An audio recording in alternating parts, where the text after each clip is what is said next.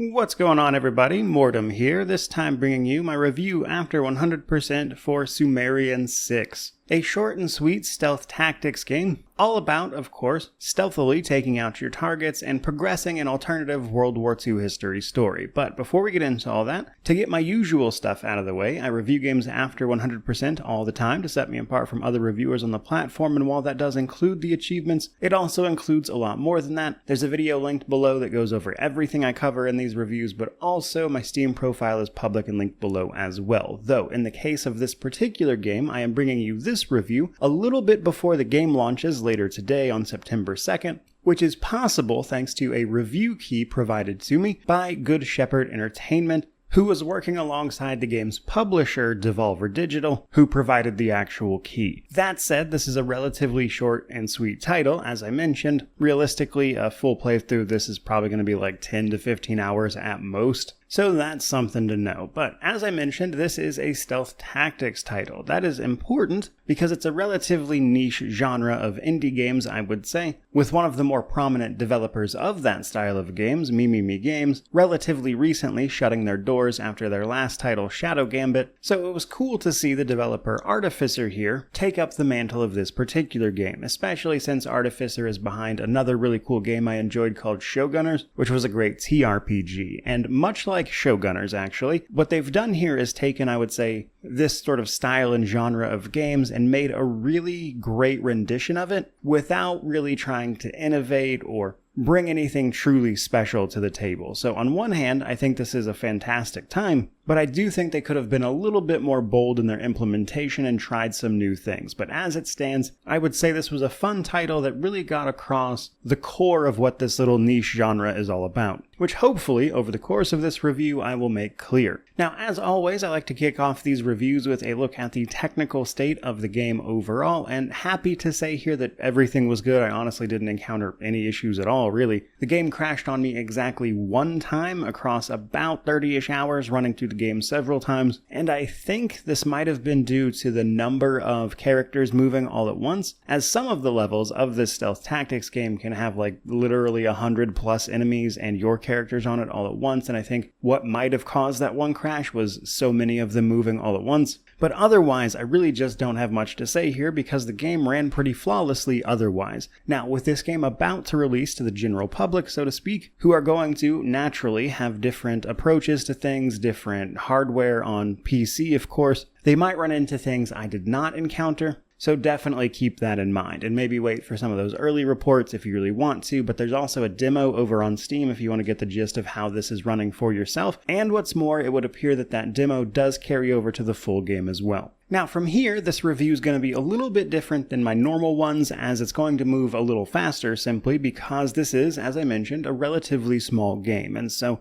certain parts of it can sort of be combined and made to be a little quicker. So right away, we're going to first talk about difficulty and levels. You see, Sumerian 6 here is a level-based game. There are 10 levels, and as you move through the game for the first time, you'll unlock each level as you, of course, clear the previous one and continue the story. Afterwards, you can replay any of these missions as you please, allowing you to try it on different difficulty levels as well as try to grab any challenges you may have missed the first time around. However, you also get to keep your accumulated progress and progression for your characters, meaning that when you replay it with those characters, they will have better abilities, thus making some of that stuff potentially a little easier. So some of this game is meant to be replayed. And when it comes to difficulty in particular, that comes down to 3 different difficulty levels: easy, normal, and hard. Now, primarily what this affects is the health of your characters, how many times they can be attacked by enemies essentially, the reaction time of enemies, how quickly they will spot you, and also a little bit the number of actual enemies. So on hard mode, for instance, there are more enemies, meaning that how you pick apart their patrols and stealthily take out enemies will have to be adjusted and changed because of the routes and patrols that all those extra enemies are going to take. So not only are there a few different difficulty levels, but as you play the game and clear it, you might actually be setting yourself up to tackle the harder and harder variations, which I would say takes the place of a, say, larger variety of missions and the like. Now, As a quick aside, that is actually one of, I would say, the negatives I had for this game was simply that you cannot replay those missions with any of your unlocked characters. You do have to use the characters that were for that mission specifically, which obviously comes down to things like the challenges and stuff they've had set up for, but I do think that's a bit of a missed opportunity to let you play around with certain characters more often in different environments. Though that does bring us to the story of this one. So, the story of Sumerian 6 is an alternative World War II history, roughly,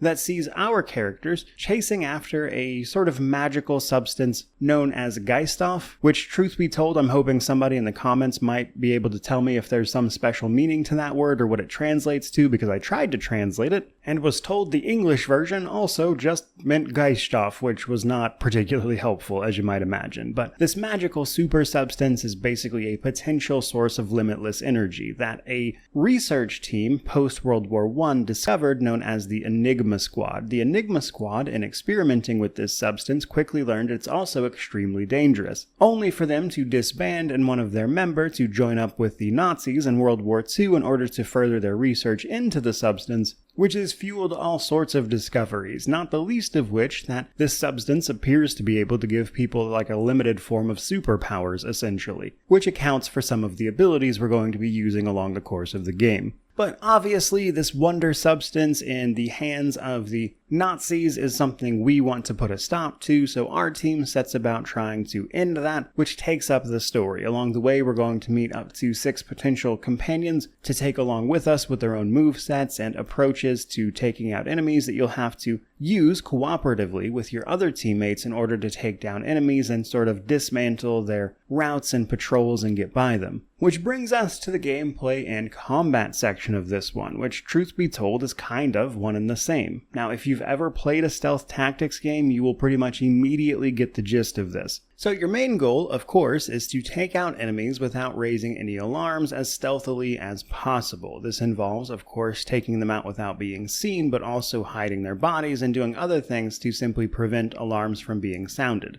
An alarm isn't necessarily the end of the world, however, as this simply puts enemies into a search state, and if they simply found a body or something, that might not necessarily mean that you are going to be attacked. You just stay out of sight until the alarm passes, at which point you can get back to what you were doing. But in order to take out enemies, we have to be familiar both with the move sets of the characters we are using, as well as what the different types of enemies will get up to. Now, your basic enemies, your soldiers, essentially just have a vision cone, and sometimes they will patrol very generally. They are susceptible to all attacks, and basically if you can kill them without being seen, you're golden. Now from there, they start introducing more interesting enemies. We have just the officer enemy, which, while very easy to kill, is immune to mind-affecting abilities, so anything that might distract them or get them to leave their actual post won't work against an officer like it would a regular soldier, which means it's harder to get them into a position where they are not seen so you can take them out. But then the enemies start introducing things like the Panzer Wolves or the demons. Now, Panzer Wolves are difficult to kill enemies. You typically cannot kill them with a single strike, meaning you have to hit them more than once, but your opener tends to have to be something that stuns them or the like. Otherwise, your melee attacks will just wind up seeing you getting killed instead against their heavily armored nature. Now, where that gets interesting is later on you actually do get a character, a werebear specifically, who can take the Panzer Wolves out in one hit, but the form in which that they need to do that does not allow for you to, say, hide or crouch in order to avoid detection and sight, so you have to be very careful about using the form to do that. So basically, taking out Panzer Wolves, especially groups of more than one of them, becomes much more of a challenge because how you attack that enemy specifically changes, which is also the case for something very later on, such as the demon. The demon is easy to kill, but rather than have a traditional sight cone like other enemies, this one has a full 360 sight cone, a short range around it, and every so often it sort of has a sonar pulse that will detect you even through walls, and once this thing gets the scent of you, it will try to kill you, which gives you an instant fail game over. And you have to, of course, reload an autosave or a quick save or whatever. So you either have to attack this thing in melee between its sonar pulses, which will kill it pretty easily, or you have to use ranged attacks, which it is more resistant to, which in combination with all of those other guards and how interlocking all of their patrols and vision cones can be, can prove a little bit difficult, which is where the challenge and main bit of gameplay for something like this comes up. Now, for our part, our characters can absolutely be very overpowered. I would say many of them are, but the catch is that enemies are just so numerous and overlapping that it can be difficult to use your very overpowered character to navigate all the different patrol routes, etc., in order to take these enemies down silently and simply not be destroyed by numbers. In the process of doing that, we can quick save and load pretty freely. The game auto-saves all the time, and it's meant to be something where you sort of save scum and try things over and over and over again. However, that is actually one of my bigger negatives because that quick save function doesn't necessarily seem to save enemy intent and direction, meaning that something I did notice is that when you're quick saving a lot and quick loading back into that, oftentimes enemies will actually take like a completely different direction from what you were just doing and dealing with, which actually made the intended purpose of those quick saves and stuff a little, I would say, finicky, because I can't try something new necessarily or see how something would play out if enemies are constantly shifting and moving away from what they were just doing. And while that didn't happen all the time, it was something I noticed frequently enough to be an issue. But nonetheless, between, I would say, our first character, Sid, who has the ability to melee strike enemies or distract them temporarily with a flash bomb, or an ability called Hitchhike that allows him to possess an enemy and follow it along its patrol route before jumping out of it on the other side to better position yourself behind enemy lines or barriers even, is already a fun one. But your second character right after that has an invisibility cloak that only drains when she moves, alongside an ability that allows her to distract enemies by moving them to their new position. There's the werebear that I mentioned. There was my favorite character, Rosa, who had the ability to dissolve any corpses with her basic melee attack. She could also attach a grenade to enemies to turn them into a living human bomb, allowing her to, say, tag a patrolling enemy, waiting for that enemy to meet up with a group and then detonating that bomb and getting them all at once, or even waiting for them to walk into an environmental, say, explosive barrel to trigger a larger explosion as well. So little things like that with each of these characters are where a lot of the nuance of the gameplay for this comes in. And a decent bit of that is affected by the progression of those abilities. So as you move through different missions, you'll occasionally be able to find these little supply crates that are character specific, and doing that grants you a bunch of experience for a specific ability for that character. And when you get enough experience, these abilities level up, allowing you to get a bonus to it, like, say, increased casting range, reduced noise, that kind of thing. And noise is something you have to watch out for quite a bit. A lot of abilities, especially stronger ones, have a noise range. So if you attack an enemy with them, anything within the vicinity of that will hear it, which is mostly an issue for louder options like, say, guns or explosives and pretty standard stuff. Now, there are ways around even that, because there are environmental objects you can interact with to, say, cause accidents, which will cause enemies to investigate but won't trigger an alarm even once they find the body. And when you pool all of that together with what I would consider some pretty well-made levels with some interesting gameplay, I think you've got a game that really captures the spirit of this genre really, really well, which was a lot of fun to engage with without overstaying its welcome, mind you. With, I think, the potential loss here simply being that there's not a whole lot of variety to be had at the same time. As there are ultimately only 10 missions, each of those missions has to be done with the appropriate characters, and while there are difficulty levels and everything, even if you do absolutely everything, there's still not a ton of content here, and some of that is going to repeat itself. But at the end of the day, having fun with something enough that you simply want more of it is hardly the worst thing in the world, which I would say is a good time to jump to the Steam Deck section for this one.